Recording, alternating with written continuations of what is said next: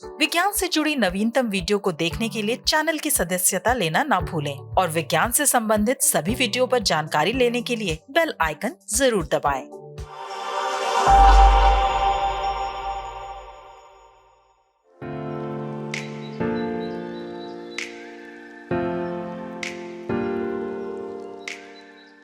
CSIR की पालमपुर स्थित प्रयोगशाला हिमालय जैव संपदा प्रौद्योगिकी संस्थान यानी IHBT ने एक तकनीक विकसित की है। अब परंपरागत भोजन जैसे दाल मखनी, शाही पनीर, चिकन मसाला, खिचड़ी, दाल आदि प्रकार के परंपरागत भोजन को भी रेडी टू ईट स्वरूप में तैयार कर लिया गया है, वो भी बिना किसी प्रकार के प्रिजर्वेटिव मिलाए। नई तकनीक के बल पर पके हुए भोजन को 6 से 12 महीने तक बिना किसी रसायन के टीन के कैन में सुरक्षित रखा जाता है, जबकि अभी जो तकनीक इस्तेमाल होती है उनमें प्रिजर्वेटिव का इस्तेमाल होता है। इस नई तकनीक में पहले भोजन को 70% पकाया जाता है, इसके बाद इसे कीटाणु रहित एयरटाइट कैन में पैक कर दिया जाता है। कैन पैक होने के बाद भोजन को बाकी 30% पकाया जाता है। चूँकि इस दौरान कैन पूरी तरह से सील्ड होता है, इसलिए इसमें हवा नहीं घुस पाती और जब तक कैन को खोला नहीं जाए वो सुरक्षित ही रहता है। इस प्रकार के भोजन में प्याज, टमाटर, लहसुन और सभी मसाले भी मिलाए जाते हैं, लेकिन कैन को 1 साल बाद खोलने पर भी जायके में कोई बदलाव नहीं आता है। कैन को खोलने से पहले थोड़ा गर्म करने की जरूरत पड़ती है। ये तकनीक हस्तांतरित की जा चुकी है और कई कंपनियां इस प्रकार का भोजन बनाकर बाजार में बेच रही हैं।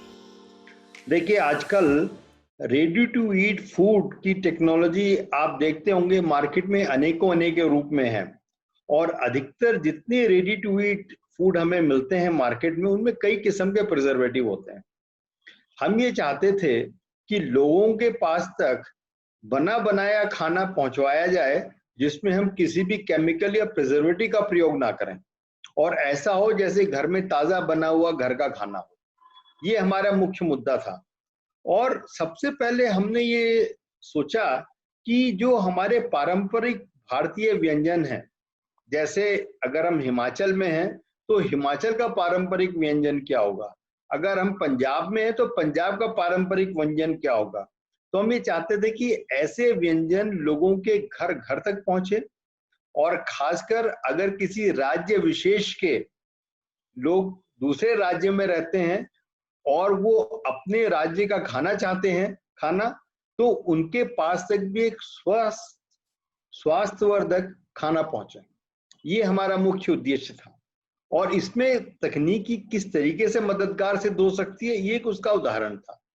तो क्या था कि रिटॉर्ट एक टेक्नोलॉजी है और हमने उस रिटॉर्ट टेक्नोलॉजी को इस तरीके से यूज किया कि उस टेक्नोलॉजी में हम कोई प्रिजर्वेटिव यूज नहीं करते, कोई केमिकल यूज नहीं करते और कम से कम कोई भी खाना बना बनाया 6 महीने तक सुरक्षित रहता है।